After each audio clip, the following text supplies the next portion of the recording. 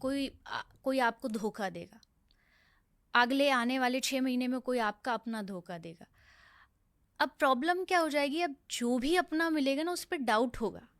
अगले 6 महीने तक हर आदमी पे डाउट होगा, ये तो नहीं है, वो तो नहीं, कुछ गलत तो नहीं कर देगा। तो मुझे लगता है भगवान ने जो हमें बनाया ना कि हमें अपना फ्यूचर नहीं पता, ये एक बहुत बड़ी ब्लेसिंग है कि जो होगा जो आएगा देख लेंगे।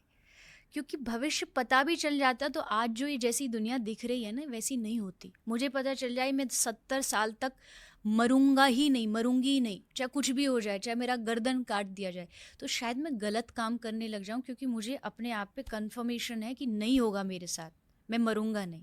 तो भगवान ने कहा तू अंधेरे में रह, जो होगा आगे चल करके ऑटोमेटिकली तेरे पास आता चला जाएगा। तो आई थिंक मुझे ऐसा लगता है। आम, मैं बस अब्जॉर्ब कर रहा हूँ जो आप कह रहे हो। आ, कथा सुननी है, जी।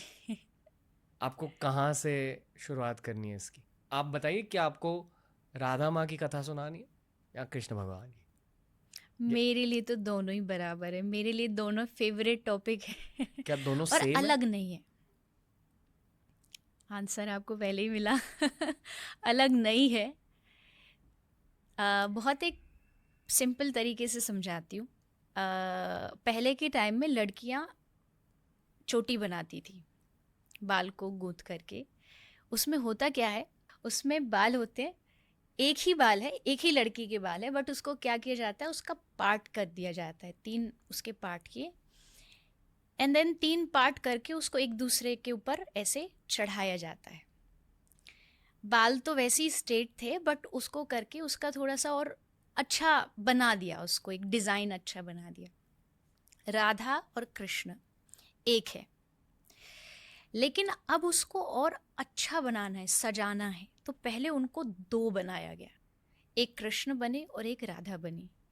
और फिर उन दोनों का जो मिलना है, वो जब दोनों मिले तो उससे फिर जो लीला बनी, जिसको कृष्ण लीला, महारास लीला, जो भी निकुंज लीला कहते, उससे फिर रस बढ़ा।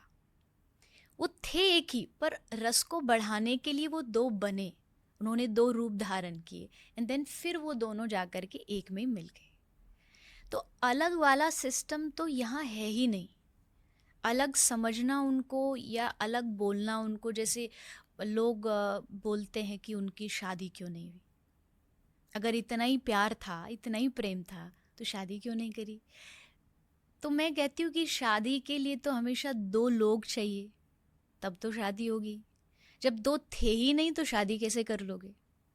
वो दोनों एक ही थे, आप अपने आप ही से शादी नहीं कर सकते, यू नीड अ पर्सन।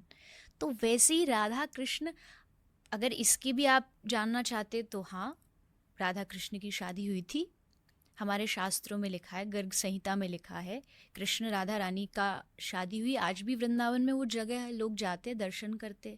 अगर आप उस नज़रिए से देखना है तो वहाँ भी राधा कृष्ण एक ही है।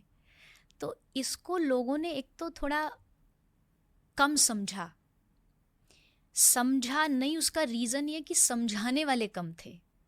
लोगों ने राधा रानी के बारे में अभी कुछ विशेष दिनों से, जनरल पब्लिक ने, वैसे तो राधा रानी के ऊपर इतने ग्रंथ हैं जितने कृष्ण के ऊपर है, बट जनरल पब्लिक थोड़ा सा अब जानने लगी है कि राधा रानी कोई लड़की नहीं थी, कोई नॉर्मल जनरल कोई गोपी नहीं थी, वो कृष्ण का ही रूप है। कृष्ण ने सोचा कि सारी दुनिया मुझे भजती है, मैं किसको भजूं? अरे मैं भी तो चाहता हूँ ना कि मैं किसी का आंख बंद करके ध्यान करूँ, लोग मेरा ध्यान करते हैं, मैं किसका करूँ? तो उन्होंने कहा मैं राधा का करूँगा, मुझसे ऊपर मैं अपनी एक शक्ति का निर्माण करूँगा जिसका नाम राधा होगा, और मैं उनका ध्यान करूँगा। अगर डीपली अगर आप नॉलेज में जाओगे ना राधा कृष्ण की में, तो एक टाइम आएगा कि आपकी ज़ुबान पे कृष्ण भी भूल जाओगे, जिस राधा राधा रहेगा।